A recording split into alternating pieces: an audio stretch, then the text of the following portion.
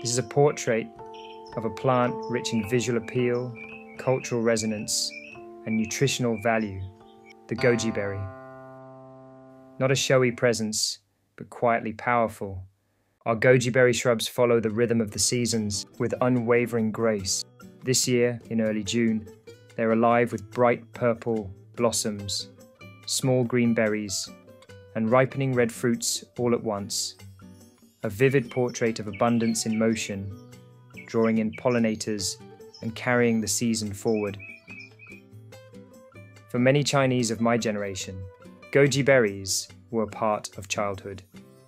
Not as a garden plant, but as an ingredient in medicine.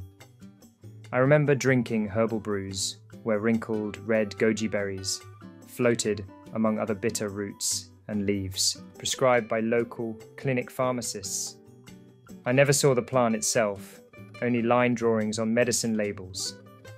Always just a few berries with leaves, never the full picture.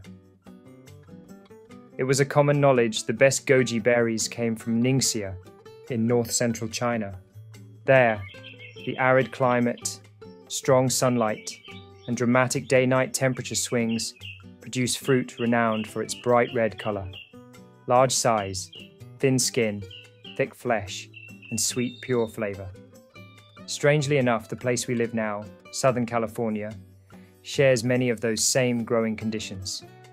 And our shrubs, now in their 6th year, are thriving. They give us berries that truly match those famed Ningxia traits: bright, plump, and flavorful. Goji is a hardy, perennial shrub. Once established, it's drought-tolerant and clearly enjoys our hot summers. Deciduous by nature, it sheds its leaves in winter, only to reawaken in spring, dressing itself quickly in soft, oblong leaves with a grey-green hue. These grow in clusters along arching, flexible branches, long and sprawling, like a vine.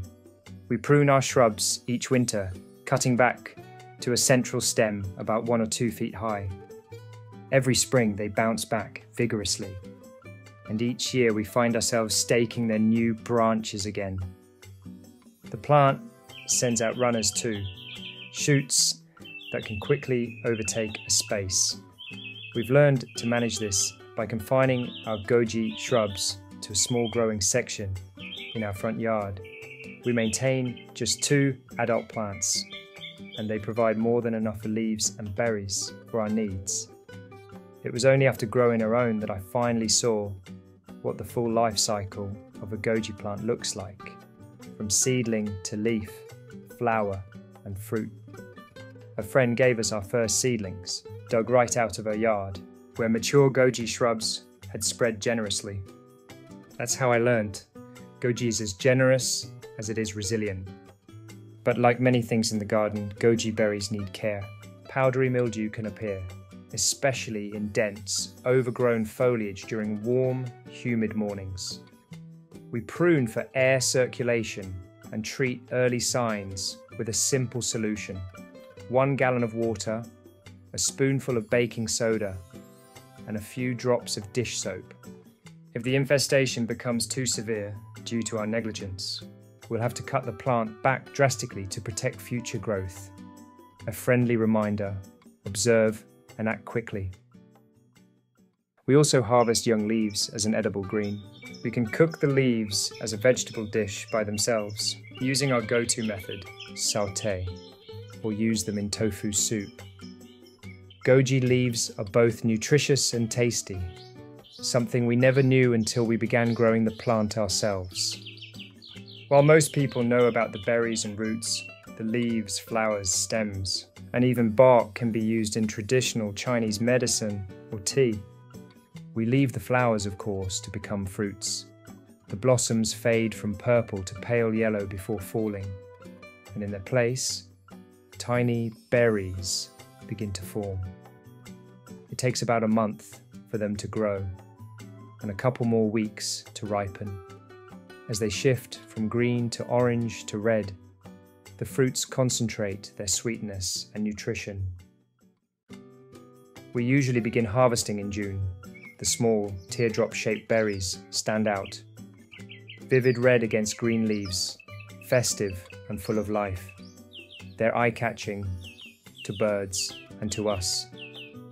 And while fresh berries are slightly bitter raw, a quick steam or boil transforms them into something soft and sweet. In peak season, we harvest every few days. We clean and freeze the berries in small batches, ready to add to stir-fries, soups, porridges, teas, almost anything. We've tried drying them too, but freezing preserves both texture and colour best.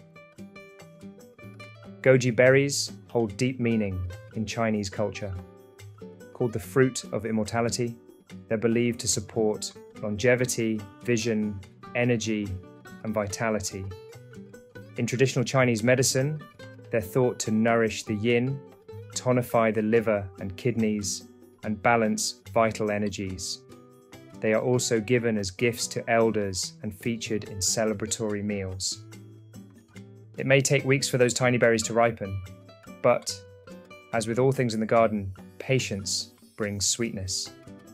When fully ripe, goji berries are small, bright red jewels suspended on arching stems.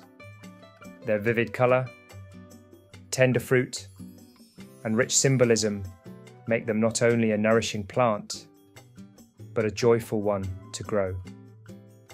This has been our encounter with a healing shrub, a plant rooted in tradition, resilient in character, and generous with its gifts.